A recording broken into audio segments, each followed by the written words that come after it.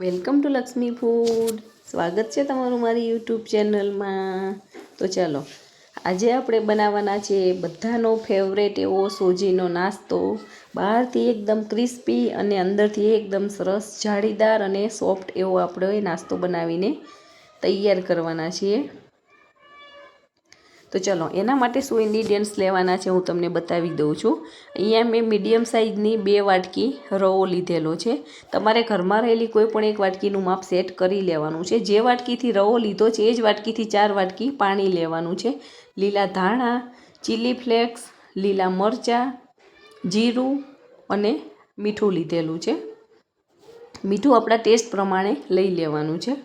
અને લીલા મરચાં પણ કેવું તીખું ખાવાના છે, આપણે ચીલી ફ્લેક્સ નાખવાના છે એટલે લીલા મરચાં પણ મીડિયમ જ લેવાના છે. 2 થી 3 મરચાં મેં નાખેલા છે. હવે એક વાસણને આપણે ગરમ કરવા મૂકી દેવાનું છે અને એની અંદર આપણે જે પાણી લીધેલું છે એડ કરી દેવાનું છે. તમે આમાં રવો કે સોજી ગમે તે ઉપયોગ કરી શકો છો, તમને જે પસંદ હોય. આપણી પાસે જે અવેલેબલ હોય યુઝ કરવાનું છે.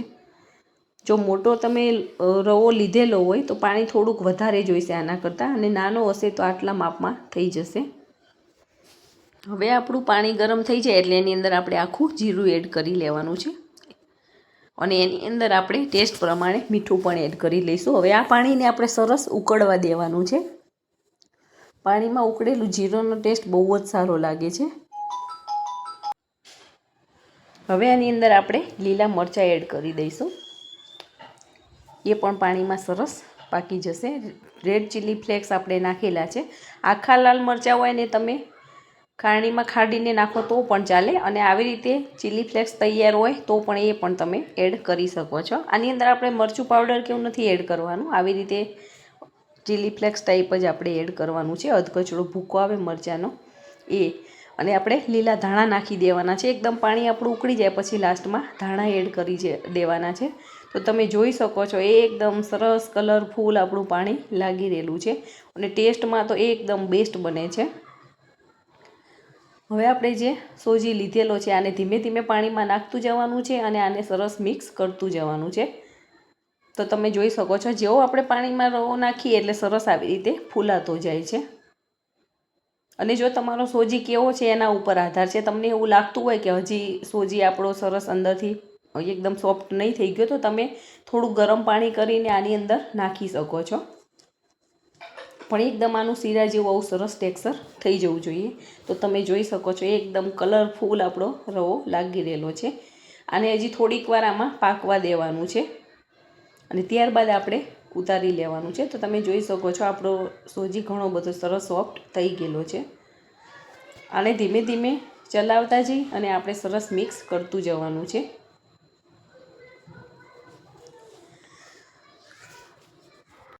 તો તમે આ દરેક ટ્રીકને ધ્યાનમાં રાખી અને આ નાસ્તો બનાવજો. તમારો નાસ્તો બહુ જ સરસ બનીને તૈયાર થઈ જશે. અને જો તમે હજી સુધી મારી ચેનલને સબસ્ક્રાઈબ નથી કરી તો ફટાફટ સબસ્ક્રાઈબ કરી દેજો અને બેલ આઇકોન દબાવવાનું ના ભૂલતા, જેથી કરીને આવનાર તમામ નવી રેસીપીના વિડીયો ફટાફટ તમારી સુધી પહોંચી જાય. અને જો તમને મારો આ વિડીયો પસંદ જ આવે તો વિડીયોને લાઈક કરજો અને તમારા ગ્રુપમાં ચોક્કસથી શેર કરજો. હવે આ સમયે આપણે 1 પાવડા જેવું આની અંદર તેલ એડ કરી દેવાનું છે, જેથી કરીને આની શાઇનિંગ પણ સરસ આવશે અને એકદમ સરસ સોફ્ટ પણ બનીને તૈયાર થઈ જશે. તો તમે જોઈ શકો છો એકદમ સ્મૂથ આપણું આ ટેક્સચર બની ગયું છે. હવે આને આપણે એક બાઉલની અંદર કાઢી લેવાનું છે અને ઠંડુ થવા માટે મૂકી દેવાનું છે. અને ઠંડુ થાય આપણે હાથથી અડી શકીએ એટલું ઠંડુ થવા દેવાનું છે. એકદમ ઠંડુ નથી થવા દેવાનું. હાથથી અડી શકાય એવું ઠંડુ થાય પછી આપણે આના બોલ્સને એવું વાળી લેવાનું છે.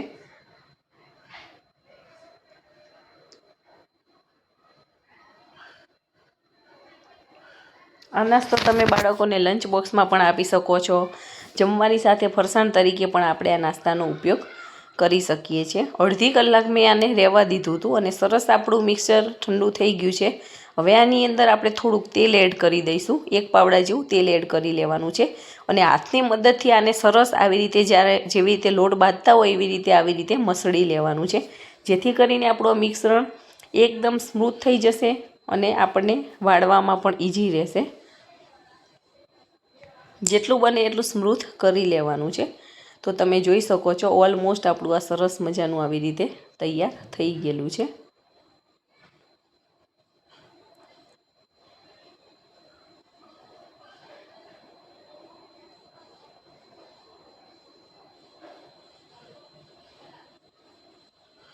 હવે આપણે હાથમાં થોડુંક તેલ લગાવી એટલે આપણા હાથમાં ચોંટી પણ ના જાય અને સરસ તેલવાળા હાથ કરી અને આપણે થોડુંક આવી રીતે મીડિયમ મિશ્રણ લઈ લેવાનું છે અને હાથથી આપણે થોડીક વાર આને આવી રીતે મસળી લઈશું અને મસળ્યા પછી એના આવી રીતે લાંબા એવા રોલ બનાવી લેવાના છે। જે આપણે મુઠિયા બનાવીએ એ ટાઈપના આપણે આવા લાંબા રોલ બની દેવાના છે।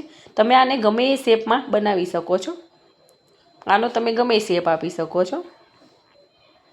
આપણને ગમતા હોય એવા શેપમાં આવી રીતે બનાવી લેવાના છે। બહુ જાડા નહીં અને બહુ પાતળા પણ નહીં, એવા મીડિયમ સાઇઝના આપણે રોલ બનાવીને તૈયાર કરી લેવાના છે। આવી રીતે હાથથી મસળી એટલે એકદમ સ્મૂથ આપણું બેટર થઈ જાય છે અને સાઈડમાંથી ફાટતા પણ નથી। તો એકદમ સરસ કલરફુલ આપણા રોલ બનીને તૈયાર થઈ રહેલા છે।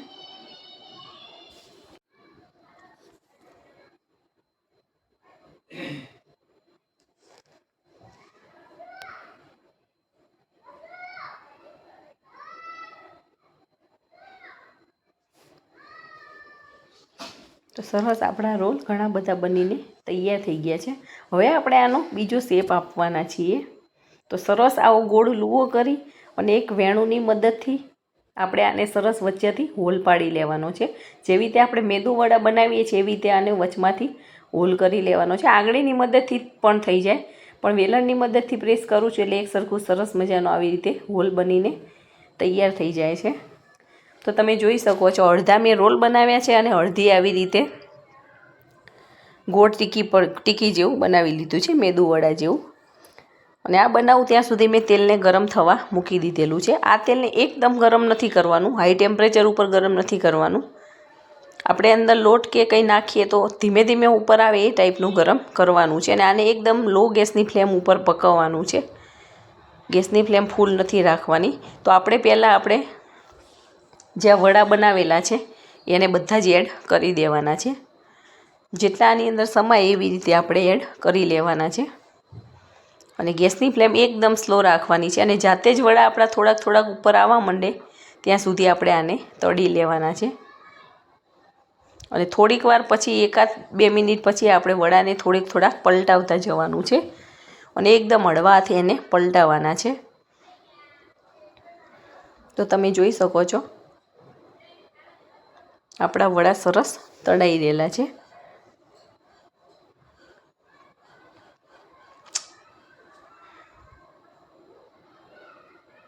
આને તમે ચટણી સાથે સર્વ કરી શકો છો। ટોમેટો કેચઅપ, શેજવાન ચટણી, લસણની ચટણી હોય, દરેકની સાથે આને સરસ જ લાગે છે। અને ગોલ્ડન બ્રાઉન કલરના થાય ત્યાં સુધી આપણે આને તળી લેવાના છે। તો તમે જોઈ શકો છો થોડો ઘણો ગોલ્ડન બ્રાઉન કલર આવી ગયેલો છે અને આને એકદમ લાલ જેવા નથી કરી દેવાના, કેમ કે ઓલરેડી આપણે લોટને સરસ બાફી દીધેલો છે અને પછી તળીએ એટલે લોટ અંદરથી સોજી આપણો કાચો રહેવાની શક્યતા નથી રહેતી। એટલે મને મીડિયમ ગેસની ફ્લેમ ઉપર આને આપણે પકવશું એટલે અંદરથી પણ સરસ પાકી ગયા હશે। એટલે એકદમ ડાર્ક કલરના નથી કરી દેવાના, આવો મીડિયમ ગોલ્ડન બ્રાઉન કલર આવે ત્યાં સુધી આપણે તળી લેવાના છે અને એને એક પ્લેટની અંદર આપણે સરસ કાઢી લેવાના છે। અને હવે આપણે જે રોલ બનાવેલા છે એ રોલને આની અંદર એડ કરી અને રોલ પણ સરસ તળી લેવાના છે। 4 થી 5 મિનિટની અંદર આપણા બધા રોલને બધું તળીને તૈયાર થઈ જાય છે। તમે મારી આ દરેક ટ્રીકને ફોલો કરશો તો તમારા વડા સરસ બનીને તૈયાર થવાના છે। આ નાસ્તો ખાવામાં એકદમ સરસ પણ લાગે છે અને બહુ જ સરસ મજા આવે છે। અને તમે આને સ્પૂનની મદદથી ચેક કરી શકો છો, એકદમ કડક અવાજ આવી રહેલો, એકદમ કડક બન્યા છે, એનો અવાજ આવી રહેલો છે એકદમ કડક। અને લાંબા ટાઈમ સુધી પણ આ સરસ રહે છે, કડક જ રહે છે।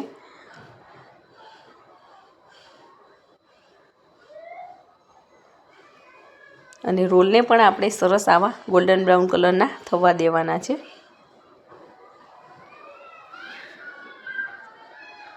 આ રોલને તમે વાળીને ફ્રીજની અંદર સ્ટોર પણ કરી શકો છો તળ્યા વગર. 4 થી 5 દિવસ સુધી તમે આમાં મૂકી રાખો તો પણ ચાલે છે. એક એરટાઇટ કન્ટેનરમાં ભરી અને ફ્રીજમાં મૂકી દેવાના. તમારી જ્યારે ઈચ્છા હોય કે ખાવા છે ત્યારે તમે ઇન્સ્ટન્ટ તળીને પણ ખાઈ શકો છો. અને એકદમ ઇઝી રીતથી બનીને આ તૈયાર પણ થઈ જાય છે. અને ઘરમાં જ રહેલા ઇન્ગ્રીડિયન્ટ્સથી આ તૈયાર થઈ જતા હોય છે. તો આ પણ એકદમ સરસ ક્રિસ્પી બન્યા છે, તમે જોઈ શકો છો ચમચીની મદદથી.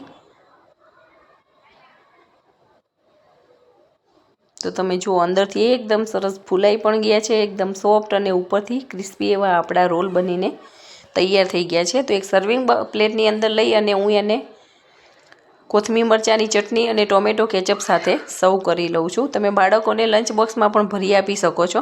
ઠંડા થઈ જાય પછી પણ ખાવાની મજા જ આવે છે. તો તમે પણ આવી રીતે આ નાસ્તો બનાવજો અને એન્જોય કરજો. Thank you.